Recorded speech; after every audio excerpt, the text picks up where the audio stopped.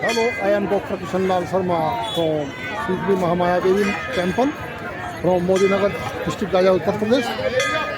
I am from L1 News and Pradeep Times. देखें एक report.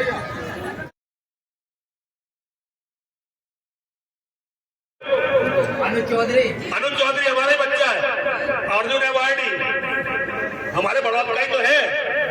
उसने ये कह दिया कि मैं तुम्हारा जुम्मा 52 बार आता है साल में, हमारी होली एक बार आती है, थोड़ा एडजस्ट करो। बहुत सारे सुअर रोने लगे, लेकिन योगी जी ने सबके सामने कहा कि भाई बात उसकी गलत नहीं है। उनने लेकिन पहलवान है तो पहलवान के तरीके से कह दिया। केवल एक नेता योगी आदित्यनाथ जी महाराज और पत्रकार भाई लिखे मेरी तरफ से, मैंने आज महामाया के चरणों में प्रार्थना की कि योगी जी दीर्घजीवी हो, 100 साल से ज्यादा जीवित रहे और एक दिन भारत के प्रधानमंत्री बने। मैंने मां के चरणों में प्रार्थना की। और ये मत समझना, अगर मैं योगी जी को प्रधानमंत्री देखना चाहता हूं तो लड़ने में कोई कसर छोड़ दूंगा ना। अगर धर्म की बात है, हर आदमी से लड़ूंगा। उनके अपने तरीके हैं, मेरे अपने तरीके हैं, वो बिल्कुल सही है। लेकिन अपने लोगों के लिए अगर जरूरत पड़ी, योगी जी तो भाई है हमारे, जरूरत पड़ी तो मां और महादेव से भी लड़ेंगे, जो सब कुछ है हमारे। क्योंकि भाई से बड़ा कुछ नहीं होता। आप लोग मेरे भाई बहन हो, कुछ छोटे कुछ बड़े, कुछ मेरी छोटी बहनें हैं, कुछ मेरी बड़ी बहनें। ठीक है भैया, जिनके सामने अग्नि के सामने फेरे लिए उन्हें छोड़ दिया, लेकिन भाई बहनों को नहीं छोड़ा। भाई न छोड़ेंगे। ठीक है भाई, परिवार तो परिवार ही रहेगा। कितनी कोशिश कर ले, हमारे भगवान ने सिखाया, राम ने सिखाया। राम ने सिखाया, जब लक्ष्मण जी मूर्छित हो गए थे तो राम ने कहा था, अगर लक्ष्मण पता होती तेरी ये दुर्दशा हो जाएगी तो अपने बाप की बात नहीं मानता, बनाता ही नहीं। और लक्ष्मण मुझे पता होता कि तेरी ये दुर्दशा हो जाएगी तो सीता को छोड़ देता, तुझे लेकर चला जाता। भगवान ने सिखाया, भाई बहनों से बड़ा कुछ नहीं भाई। भगवान ने एक कहा है, रामचरितमानस पढ़ लीजिए भाई। बेटा, धन, संपत्ति, घर परिवार बार बार होते हैं, लेकिन भाई नहीं मिलता। तो भैया भाइयों के लिए जरूरत पड़ी, योगी जी को छोड़ो, जरूरत पड़ी तो मां और महादेव से लड़ेंगे।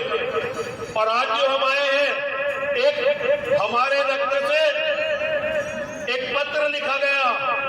पत्र लिखा, हमारी सहयोगी है डॉक्टर उषा त्यागी, उन्होंने पत्र लिखा और इस पत्र में उन्होंने योगी जी से प्रार्थना की। हमने लिखवाया कि हर हिंदू को शस्त्र का लाइसेंस मिलना चाहिए।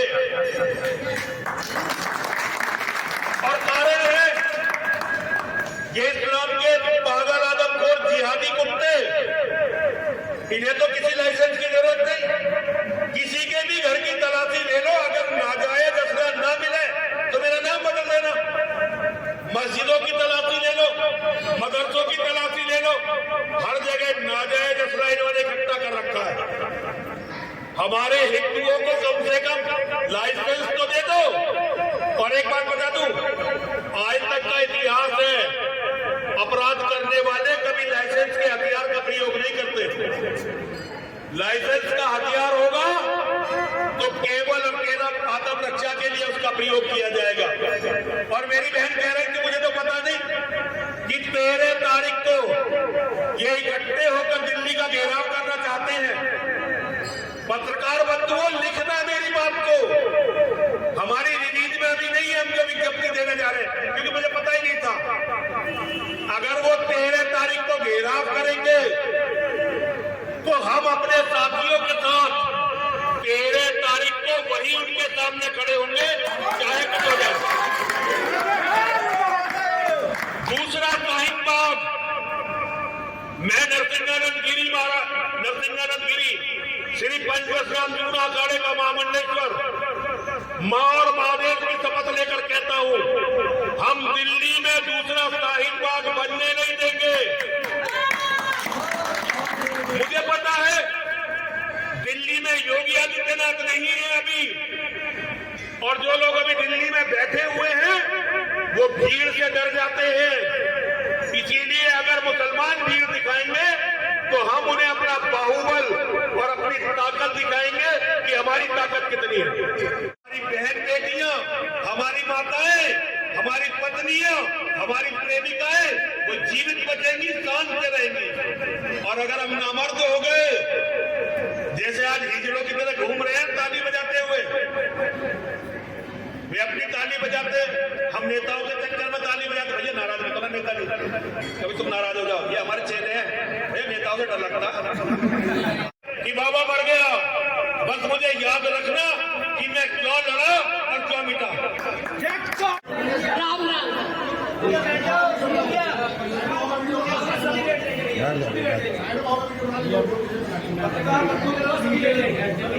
जैसा कि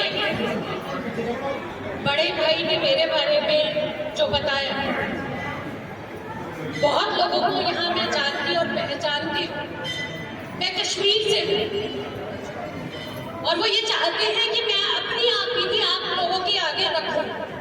कई लोगों ने जो चेहरे मेरे जाने पहचाने, बहुतों ने मुझे सुना होगा, लेकिन ये विषय जितना पुराना होता जा रहा है उतना ही हमारा संघर्ष नया होता जा रहा है।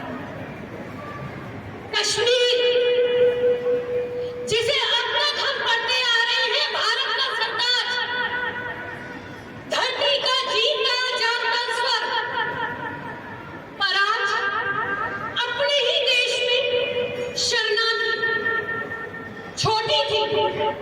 इस बात का एहसास होने लगा, इस स्वर को किसी की नजर लगने लगी है। अमूमन रोज गलियों में नारे लगने लगे, कश्मीर में रहना है तो अल्लाह अकबर कहना होगा। कश्मीर काफिरों का नहीं है, कश्मीर में काफिर नहीं रह सकते। लेकिन काफिर कौन? सिर्फ कश्मीरी पंडित? क्या और जातियां वहां नहीं थी? सरदार, डोगरे, राजपूत, गुर्जर, वाल्मीकि, सभी जातियां, जैसे ही सभी जातियां हम यहाँ मौजूद भी हैं। लेकिन हम सब कौन? काफिर। एक रात मस्जिदों से ऐलान हुआ, अल्लाह को ना मानने वाले काफिर 24 घंटे के अंदर अंदर घाटी खाली कर दे।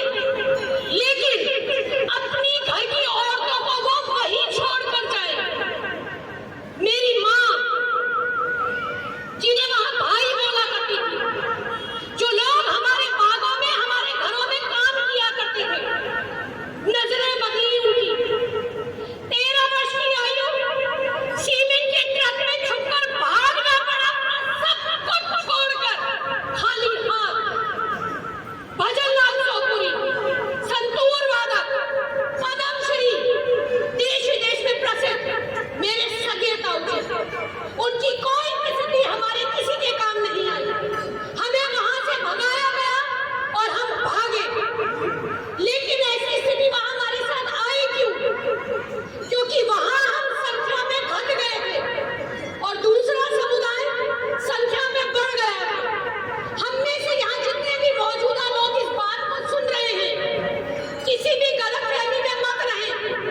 आने वाले कुछ सालों में जिस तरह हमारी जनसंख्या हमारे ही देश में घटती जा रही है, हम अल्पसंख्यक हो जाएंगे और दूसरा समुदाय जो लक्ष्य के तहत अपनी जनसंख्या बढ़ाता चला जा रहा है, वो बहुसंख्यक हो जाएगा। आप ही के अपने लोग थे जिन्हें वहां काटा गया, बांटा गया, भगाया गया। भागकर यहाँ आए, पढ़ाई करी, नौकरी करी और वो नौकरी छोड़ी भी। जब देखा कश्मीर जैसे हालात, तो यहाँ भी पैदा हो गए और कश्मीरी भाइयों की तरह निराश होकर बैठी नहीं। इस मिशन से जुड़ी और रोजाना इस पर 18 घंटे काम करती हूँ। जनसंख्या नियंत्रण कानून अगर ये ना बना, या मैं कहूँ हम सब मिलकर इस कानून को नहीं बनवा पाए, तो याद रखिएगा कश्मीर जैसे हालात पूरे देश में होंगे। आज हम में से जितने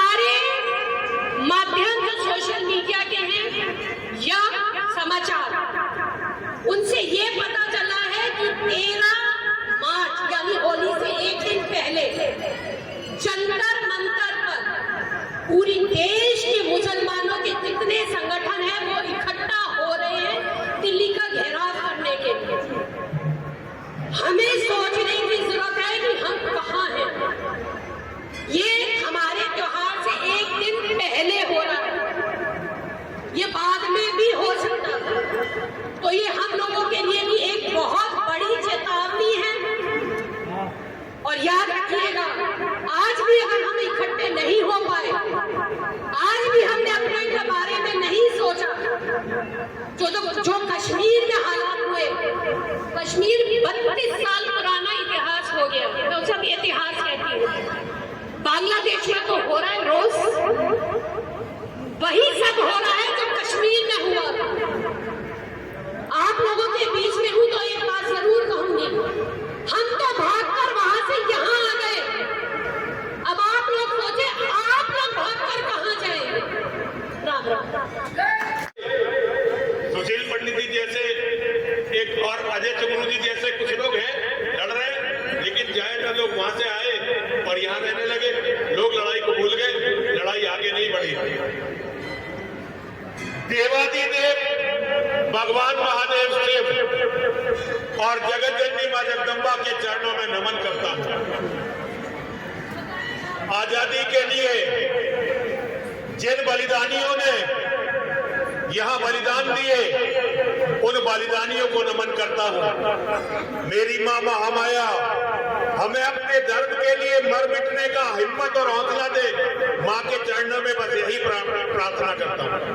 देश में शेरनी की तरह दहाड़ती हुई घूम रही है हमारी छोटी बहन है, मेरी तो सगी छोटी बहन मानो, ममता जी बैठी हुई है। इनकी सुनो, पहले ये आपको जो बताएंगी ये झेला हुआ बताएंगी सच। पहले इनकी सुनो और बहुत ध्यान से सुनो। मैं तो 2 मिनट बोलूंगा, लेकिन मेरी बहन क्या मुझसे ज्यादा जरूरी है इनका सुनना। जरा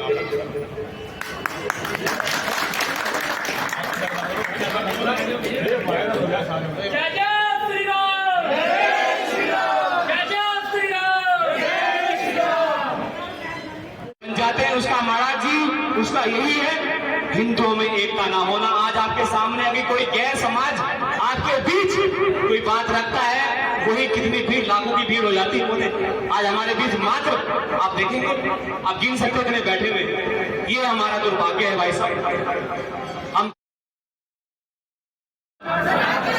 को मानने वाला आज के बाद केवल सनातन धर्म को मानने वाले लोगों से आचार व्यवहार करूंगा और अपने माता पिता और अपने गुरु सदगुरु के सिवा किसी अन्य मत मजहब मतांतर से कोई संबंध नहीं रखूंगा। बोलिए जय श्री राम।